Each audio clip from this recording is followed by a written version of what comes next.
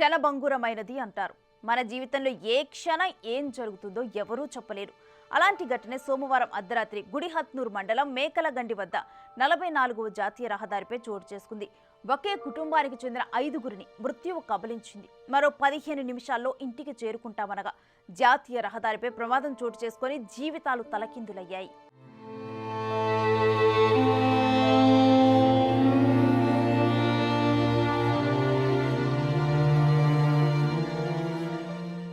ఆదిలాబాద్ పట్టణం టీచర్స్ కాలనీకి చెందిన సైదా ఆఫ్రీన్, మహమ్మద్ మొహినుద్దీన్ల దంపతుల కుమారుడు మహమ్మద్ ఫరీద్ ఉద్దీన్ బైంసాన్లోని మహదుల్ అబ్రార్ మదర్సాలో ధార్మిక విద్యను అభ్యసిస్తున్నాడు. అర్ధ సంవత్సర పరీక్షలు ముగియటంతో మదర్సా సోమవారం నుంచి సెలవులు ప్రకటించింది. మహమ్మద్ ఉద్దీన్ ను ఇంటికి తీసుకువెళ్లడానికి తల్లి సైదా ఆఫ్రీన్, భర్త మహమ్మద్ మొహిదుద్దీన్, కూతురు ఇస్రా ఫాతిమా, మరో 2 కొడుకులు సాజ్ ఉద్దీన్, ఉస్మాన్ ఉద్దీన్ తో పాటు తండ్రి సయ్యద్ మొహిజుద్దీన్, అన్న కొడుకు సయ్యద్ మహమ్మద్ అలీతో కలిసి సోమవారం సాయంత్రం ఆదిలాబాద్ నుంచి ఇసూజీ డిమాండ్ వాహనంపై బైంసాకు వెళ్లారు. అక్కడ ఫరీద్ ఉద్దీన్ ను తీసుకుని ఆదిలాబాద్ కు తిరుగు ముఖం పట్టారు.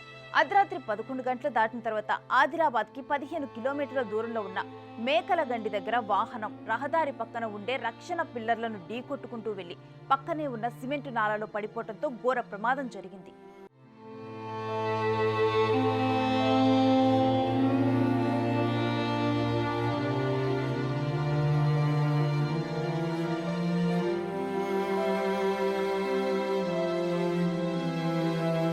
క్షణకాలంలో జరిగిన ఘటనలో చిన్నారులు మహమ్మద్ ఉస్మాన్ ఉద్దీన్, సయ్యద్ మహమ్మద్ అలీ అక్కడికక్కడే చనిపోయారు. క్షతగాత్రులను అంబులెన్స్ లో రిమ్స్ ఆసుపత్రికి తీసుకెళ్తూ ఉండగా పెద్ద అయిన సయ్యద్ మొహినుద్దీన్ చనిపోయారు. మదర్సా నుంచి ఇంటికి వస్తున్న మహమ్మద్ ఫరీద్ ఉద్దీన్ మంగళవారం తెల్లవారుజామున మృతి చెందాడు. క్షణాల్లో జరిగిన ఈ ఘటన సయ్యద్ మొహినుద్దీన్ కుటుంబంలో తీరని దుఃఖాన్ని మిగల్చగా జిల్లాలో తీవ్ర దిగ్భ్రాంతిని కలిగించింది.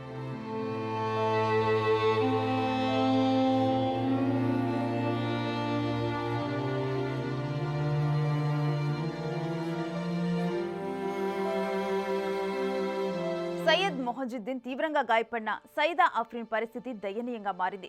భర్త మహమ్మద్ మొహిదుద్దీన్, తండ్రి సయ్యద్ మొహిజుద్దీన్, కొడుకులు మహమ్మద్ ఫరీద్ ఉద్దీన్, మహమ్మద్ ఉస్మాన్ ఉద్దీన్, అన్న కొడుకు మహమ్మద్ అలీ చనిపోయారని తెలిసి ఆమె దుఃఖంలో తల్లడిల్లింది.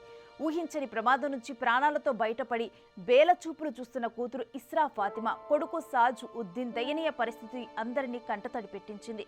భారీగా తరలి వచ్చిన బంధువుల అశ్రునయనాల మధ్య మంగళవారం సాయంత్రం ఆదిలాబాద్లోని ఈద్గా కబ్రస్తాలో అంత్యక్రియలు జరిపారు. ఇంతటి దుఃఖం పగవాడికి కూడా రావద్దంటున్నారు అంత్యక్రియలో పాల్గొన్న వారందరూ.